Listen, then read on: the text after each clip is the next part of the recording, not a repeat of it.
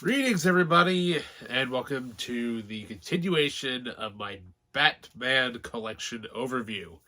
Yeah, so last time we had talked about the 1989 Batman film, and so this time around, let's continue on with the next one.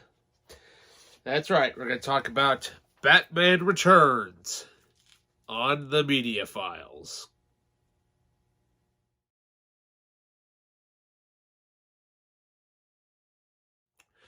Welcome back. So here we are, Batman Returns. So the second movie out of the four original films, released in June of 1992. Yeah, we'd have to wait 3 years for the next Batman movie, and we had no idea where the story would go or who was going to be in it and what have you. But let's just say that when this movie came out, there was a lot of backlash. Yep. Parents were absolutely disgusted with this movie because of how gross and how dark it quite was compared to the last movie.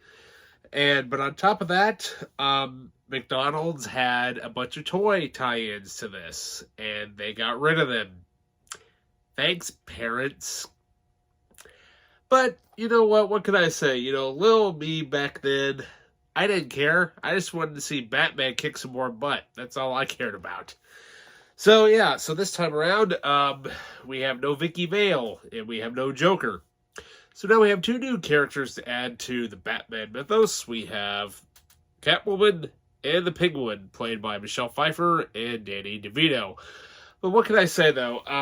Perfect casting choice for both villains. And, that was kind of an interesting thing because, the last movie we only had one villain. Second movie, we have two. So, we gotta, crank up the odds here a little bit. But, everybody was just so excited to figure out, where would Keaton go with this? And knowing that, though, he does a pretty decent job as, the Dark Knight this time around. Now, granted, the suit is a little bit different than it was in the first film. The first film, he had the little, tiny little, extra tip things there on the logo, but this time around, they managed to go with that. Yep, they managed to go with the classic Bat logo on there, and thankfully, the Batmobile returns. But Gotham City is basically, it looks a lot different from the first movie, obviously, because it's the sequel. So, you got to go bigger. You got to go better. And believe it or not, it is actually the first Batman movie to take place during the winter. Yeah, that's something that you don't really see in comic book movies a whole lot, is a superhero flick set during the winter. And I tell you what, though, it just adds a lot of visual, flair to the movie. But not only that, though, it's slowly over the years, it has kind of grown on me as probably my second favorite Batman out of the original four. For a long time, it was number 3, which we'll get into that later. But, of course, when it first starts out, you got, the Cobblepots with little baby Penguin there. But I tell you what, the one thing that's kind of interesting, if you kind of look at that mansion shot carefully, kind of makes you wonder if the Cobblepots originally owned Wayne Manor, and then the Waynes bought it after they either left town or they perished or whatever happened to the Cobblepots afterward. So it makes you kind of wonder, if that's the same mansion that, that Oswald Cobblepot originally was. Because if you look at a lot of the scenes, it looks pretty much that the Cobblepots owned Wayne Manor before the Waynes ever owned it. So, But so once again, Michael Keaton returns as Batman, does an awesome job in it, and he's this time around he talks a little bit more this time in the mask, but he's still dark and mysterious, this time around, but he does a little bit more this time. But he's got a pretty decent fight scene that happens on the outside, and it's choreography is what it is, but there's this one moment in there where. You know what I'm talking about. He has that after he fights all the clowns out there in the middle of the Gotham Square, he just takes that one ticking time bomb that's on the one dude. He places it on the balding guy. And he gives that evil little grin smile. You're like, ooh, Batman's got a little dark there. Yeah, let's just say that mechanic scene kind of came out of nowhere, and you're like, whoa, Batman killed somebody. Yeah, I mean, it's kind of a thing in that movie, but, I mean, what are you going to do? But I tell you what, though, probably the coolest thing that I absolutely love about this movie is the return of the Batmobile and what it does literally in the opening. I mean, because in the opening, it just has this really cool, turntable that's built, inside of it. It literally lifts the whole Batmobile up, turns it around, and it turns the guy that's literally trying to burn the Batmobile into flames. And Batman's just like, whatever. This just comes with the job.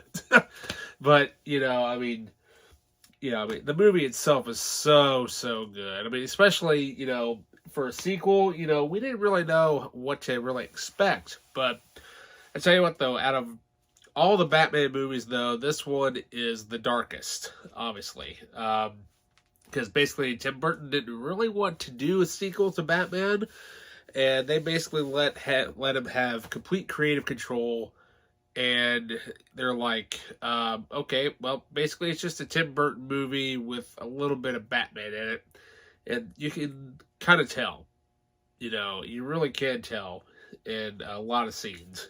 But I tell you what, though, I mean, Danny DeVito's role as the Penguin. I mean, come on, he's, just a complete 180 of what Burgess Meredith did in the 1960s show.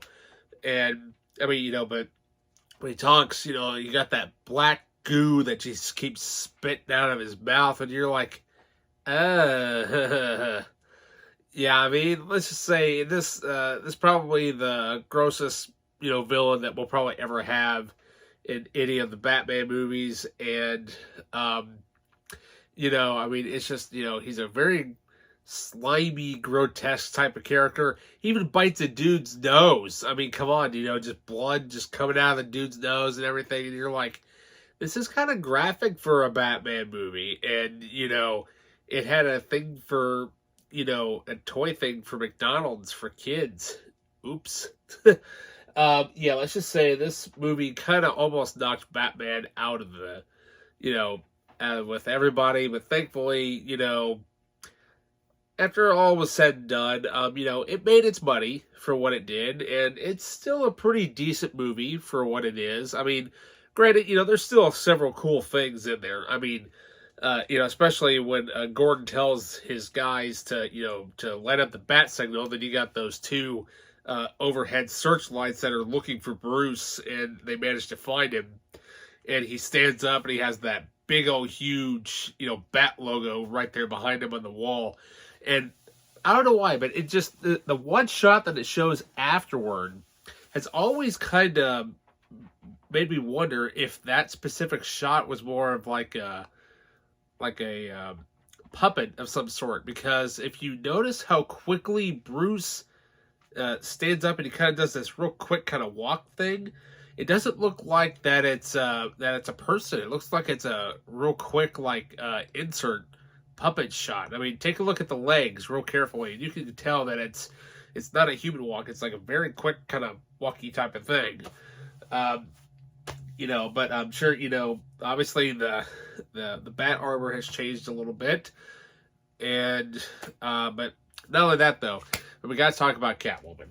I mean, come on. Michelle Pfeiffer is awesome in this movie.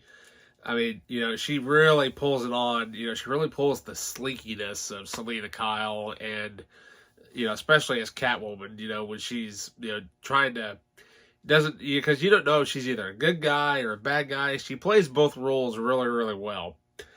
And, I mean, just the way she creates her outfit basically out of nothing, which basically almost looks like it's made out of a raincoat, basically, is what it looks like. But then on top of that, though, you have great,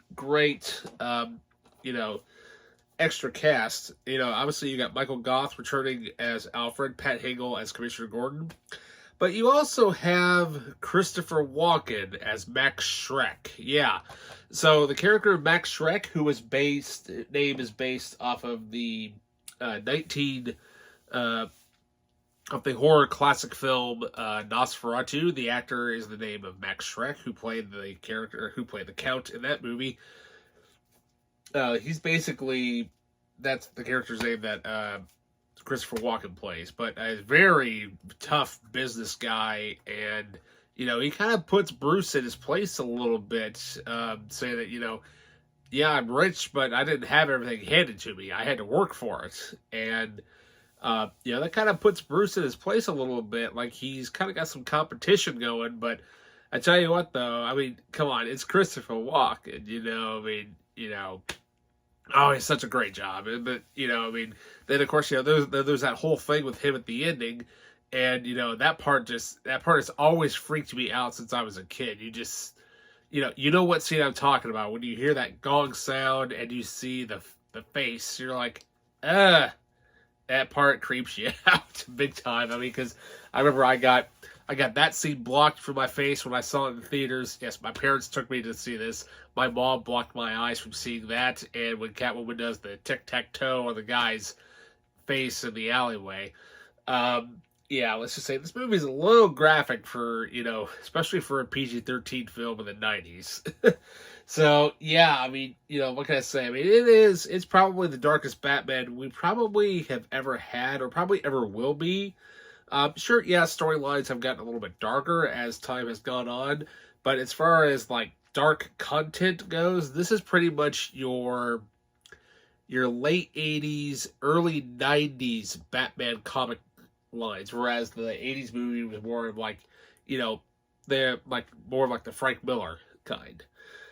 But so once again, 2-disc special edition, can't go wrong with 2 discs. Gotta have content, right? So we got the Penguin, Catwoman, and Batman there on the first disc.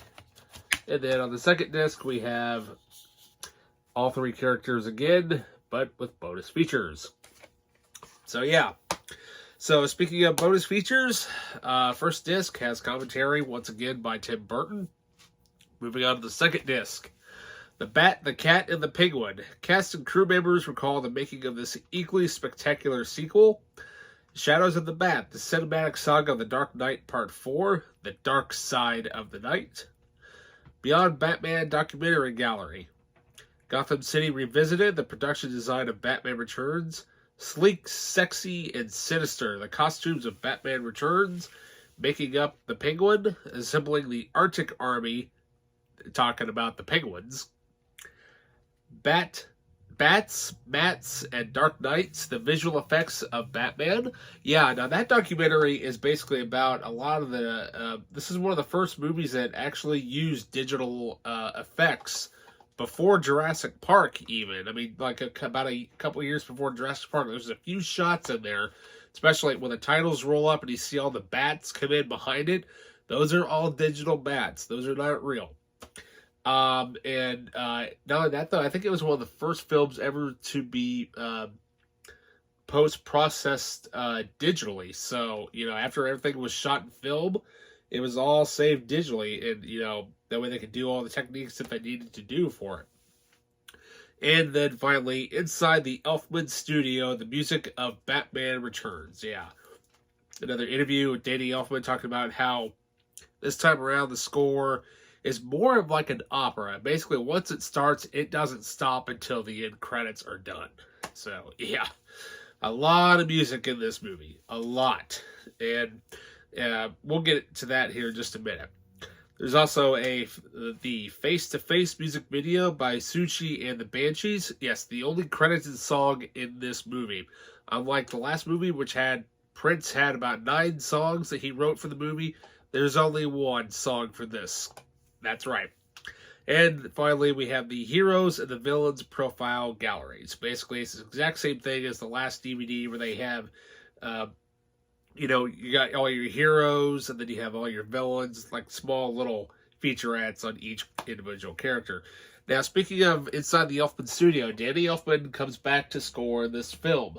And Uh, he must have, I'm not sure exactly what his inspiration was, but he must have been really inspired by Bernard Herrmann, because he uses a lot of the slinky violin sounds, especially, I'm sure Psycho probably had a little bit of, you know, influence in their influence. But also, I like to think maybe, I mean, it's not really horror. Batman Returns isn't a horror movie, but I got a feeling that there may have been just maybe just a small hint of Harry Manfredini's Friday the 13th uh, cue kind of hidden in there a little bit. Just the way he uses the violins for Catwoman, and obviously you got the Bat March that returns, and then you got the new Penguin, uh, theme, which is very childlike but very sad-like at the same time. And I mean, and then his score for it's probably my. I don't know. To me, I love the original score for Batman, but I don't know. I kind of like Batman Returns a little bit better. It's a little bit longer, but I don't know. There's just a few more memorable cues in this score versus the first film. Obviously, he had a little bit more time to kind of think. We got these new characters. We need to make themes. Yada yada yada. And overall, I thought it was a little bit better score. But yeah, what can I say? It was 92. I remember getting this on VHS. I think it was around Christmas time, and I watched it. I don't have the VHS anymore. Almost all my VHSs that I had, throughout my childhood, tossed some of the garbage because obviously they weren't able to play anymore because I watched them so much. Thankfully, DVD, you don't have that problem. So yeah, with that pretty much wraps up this look at Batman Returns in this set. Up next, continuing on with the collection, we're going to take a look at the third film, Batman Forever. And what can I say? I've got some stuff to say about this one. I'll post links down below. You can buy these on DVD and Blu-ray at your leisure.